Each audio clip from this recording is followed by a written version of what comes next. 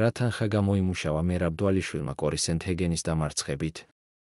UFC-ს 320 იგის საჩემპიონო ბრძოლაში მერაბ დვალიშვილმა კორი სენთჰეგენი დაამარცხა და სუპერმსუბუქი წონის ჩემპიონის ქამარი ზედიზედ მესამედ დაიცვა.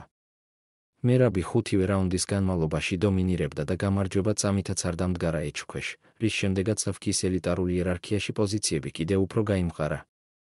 სხვადასხვა ავტორიტეტული წყარო იმ სოლიდური თანხის შესახებ საუბრობს, რომელიც 320 იგის საჩემპიონო ბრძოლებში მონაწილეებმა გამოიმუშავეს. მოგეხსენებათ, რომ ივენტზე 2 საჩემპიონო ბრძოლა გაიმართა: დვალიშვილი, სენთჰეგენი, პერეირა, ანკალაევი. ფაქტობრივად ყველა გამოცემა თანხმდება, რომ მერაბ დვალიშვილი 2 მაისი $1 მილიონ მიიღებს. ხოლო ივენტის კიდევ ერთი საჩემპიონო ბრძოლის გამარჯვებული ალექს პერეირა 3 მაისი $1 მილიონს. გამომუშავებული თანხა დამოკიდებულია როგორც გარანტირებულ ჰონორარზე, ასევე პერფორმანსის ბონუსზე, სპონსორების ბონუსზე და სატელევიზიო გაყიდვებიდან შემოსული თანხის პროცენტზე.